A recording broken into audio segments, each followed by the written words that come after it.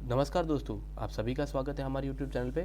जैसा कि आप सभी को पता है, पटवार का रिजल्ट जारी हो चुका है और इसी के साथ साथ कई तरीके की क्वेश्चन भी खड़े हो रहे हैं, क्योंकि कई शिफ्ट में तो यहाँ पे नंबर बढ़े हैं, लेकिन जो फोर्थ शिफ्ट है, सबसे लास्ट वाली शिफ्ट है, उस पर 15 से 20 मार्क्स कम कर दिए गए हैं। तो इसकी वजह से स्टूडेंट्स में, पटवार कैंडिडेट में आक्रोश है, क्योंकि उनके शिफ्ट में ही पर्टिकुलर इतने नंबर कम कर दिए गए।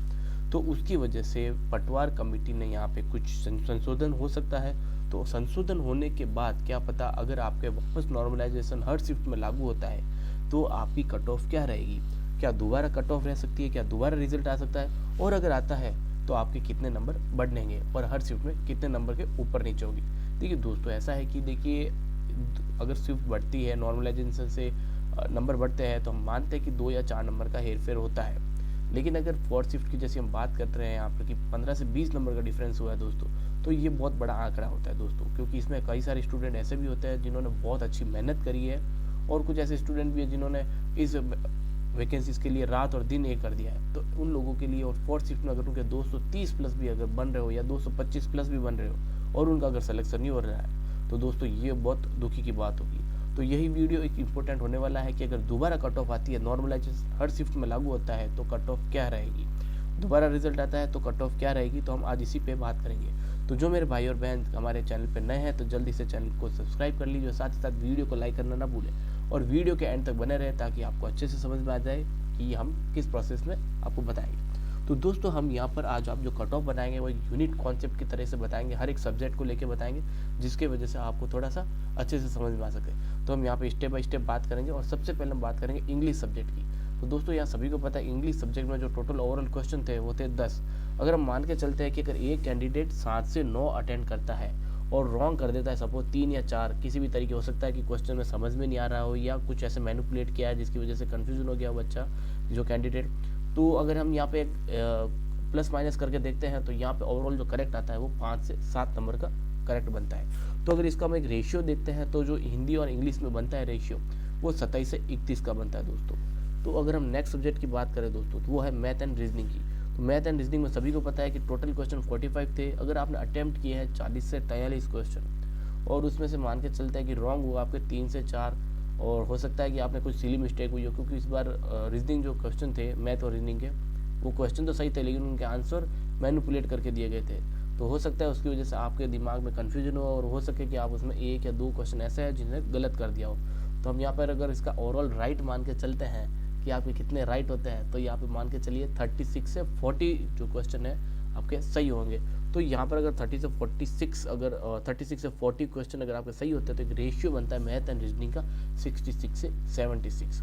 तो हम उसी तरीके से नेक्स्ट सब्जेक्ट की बात करेंगे, कंप्यूटर की। तो कंप्यूटर में दोस्तों ओवरऑल जो क्वेश्चन थे वो थे 15। अटेम्प्ट आपने 12 से 15 किए, रॉन्ग समझ लीजिए या सिली मिस्टेक समझ लीजिए 2 से 4। राइट क्वेश्चन हो गए 10 से 13 क्वेश्चन। अब देखिए 10 से 13 क्वेश्चन राइट होते थे, रेशियो क्रिएट होगा इसका 15 से 20 का। अब नेक्स्ट सब्जेक्ट बनता है जीके का दोस्तों। देखिए जीके का इस बार क्वेश्चन जो आए थे सारे के सारे पैटर्न में दोस्तों, वो बहुत अच्छे क्वेश्चन थे, बहुत अच्छे जीके के क्वेश्चन थे। लेकिन क्वेश्चन तो बहुत अच्छे थे, और लेकिन उनके जो आंसर थे वो बहुत ही ज़्यादा मैनिपुलेट वाले थे। उसकी वजह से यहाँ पे बच्चों को बहुत कन्फ्यूजन हुआ था, और उसकी वजह से कई सारी ऐसी खामियां देखने को मिली है कि उन्होंने, उनको आंसर सही था लेकिन वो मैनिपुलेट करने की वजह से उनको गलत करके आ चुके थे। तो हम यहाँ पे एक अगर मान के चलते हैं, जीके में टोटल क्वेश्चन थे वो थे 68। अगर अटेम्प्ट किए 51 से 60, और रॉन्ग क्वेश्चन देखिए यहाँ सिली मिस्टेक मान लीजिए 10 से 15 का आप मान के चलिए। कितना भी पढ़ के जाएगा 10 से 15 तो हो सकता है, क्योंकि एग्जाम का प्रेशर, हॉल का प्रेशर, इधर सब कुछ रहेगा, तो उसकी वजह से ये मान के चलिए 10 से 15, तो राइट हो गया आपके 45 से 55 तक के क्वेश्चन। तो इसका एक रेशियो बनता है दोस्तों जीके का है वो 75 से 90 का। अगर हम यहाँ पर ओवरऑल बात कर रहे हैं, हिंदी इंग्लिश में 27 से 31 का रेशियो, मैथ एंड रीजनिंग में 66 से 76 का, कंप्यूटर रेंज में 15 से 20 का, और जीके का 75 से 90 का। तो दोस्तों ये था एक यूनिट कॉन्सेप्ट। आपके अगर एक रेशियो पता कर रहे हैं कि रेंज पता कर रहे हैं कि आप कितने मार्क्स बन रहे हैं सब्जेक्ट वाइज। अब तो हम यहाँ पे बात करेंगे कट ऑफ की। तो कट ऑफ में हम सबसे पहले मेल की बात करेंगे, उसके बाद थोड़ी देर बाद हम फीमेल की भी बताएंगे कट ऑफ कितनी क्या रह सकती है। यहाँ पर ओवरऑल हम कैटेगरी वाइज बात करेंगे। और दोस्तों मैं फिर से बताऊंगा, जो भाई और बहन मेरे चैनल पे नए हैं तो जल्दी से चैनल को सब्सक्राइब कर लीजिए, और ये वीडियो आपके लिए इंपॉर्टेंट होने वाला है, तो वीडियो के एंड तक बने रहे, और साथ ही साथ वीडियो को लाइक करना ना भूलें। तो देखिए सबसे पहले मेल कैंडिडेट की कट ऑफ की बात कर रहे हैं, तो यहाँ पर हम मान के चलते हैं जनरल की जो अगर नॉर्मलाइजेशन फिर से लागू होता है आपके शिफ्ट में और अगर रिजल्ट दोबारा आता है तो दोस्तों ये कट ऑफ आपकी रह सकती है। जनरल में 208 से 211 की रह सकती है, ओबीसी में 205 से 208 की। ईडब्ल्यूएस दोस्तों आप सभी को पता है ईडब्ल्यूएस में 10% रिजर्वेशन कोटा है, तो उसकी वजह से यहाँ पे कट ऑफ रहेगी 200 से 203। उसके बाद एमबीसी की बात करते हैं तो एमबीसी में आपके सभी को पता है 5% रिजर्वेशन कोटा है, तो यहाँ पे 198 से 202 की कट ऑफ देखने को मिल सकती है। और एससी की बात करें तो 183 से 186, और एसटी की बात करते हैं 177 से 181 की कट ऑफ देखने को मिल सकती है।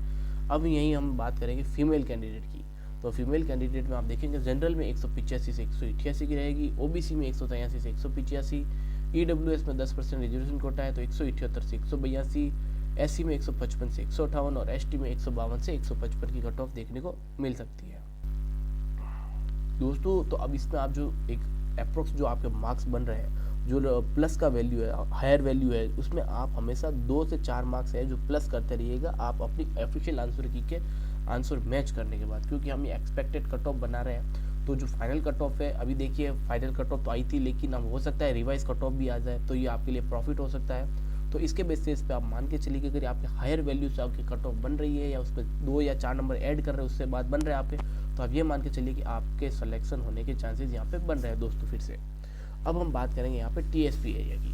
तो टीएसपी एरिया में आपको क्या करना है कि हर कैटेगरी में से, चाहे वो एससी एसटी जनरल मेल हर कैटेगरी, चाहे ओबीसी हो, एससी हो, एसटी हो, ईडब्ल्यूएस हो, एमबीसी हो या जनरल हो, हर कैटेगरी में से आपको मेल कैंडिडेट के लिए क्या करना है 20 मार्क्स कम कर देना है। सपोज मान के चलते हैं कि ओबीसी में जनरल में हम बात करते हैं तो हम जनरल में नॉन टीएसपी एरिया की बन रहा है 220, तो यहाँ पे आपको कम कर देना है 20 मार्क्स, तो ये हो गई टीएसपी एरिया की 200।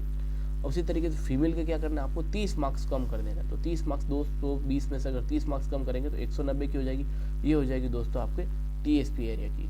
तो दोस्तों ये है रहेगी आपकी कट ऑफ अगर नॉर्मलाइजेशन आपके शिफ्ट में या रिजल्ट दोबारा आता है नॉर्मलाइजेशन का, क्योंकि आप सभी को पता है कि इसकी जांच कमेटी बैठा है पटवार रिजल्ट के लिए, तो कमेटी क्या डिसाइड करती है, बोर्ड क्या निर्धारित करता है, उसके बेसिस पे ही यहाँ पर आपका रिजल्ट जो वापस डी डिक्लेयर हो सकता है। देखिए हम संभावित कर रहे हैं, हो सकता है, अभी हम श्योर नहीं है, लेकिन जो अभी तक कट ऑफ आई है, जो official answer officially cut off हमें जारी हो चुकी है, उसके बेसिस पे यही लगता है।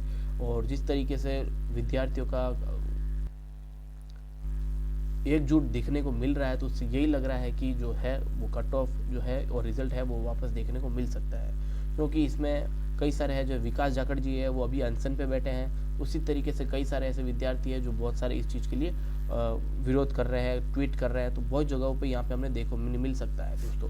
तो ये चीज़ आपकी रह सकती है दोस्तों। तो ये चीज़ अगर आपको अच्छी लगी हो दोस्तों तो जल्दी से वीडियो को लाइक करें और साथ ही साथ चैनल को सब्सक्राइब करें, अपने दोस्तों के बीच में शेयर कीजिए, क्योंकि अगर फिर से कट ऑफ आती है, फिर से रिजल्ट आता है, तो ये वीडियो आपके लिए बहुत इंपॉर्टेंट होगा दोस्तों। वीडियो के एंड तक बने के लिए धन्यवाद, मिलते हैं अगले वीडियो में, जब तक के लिए बाय बाय।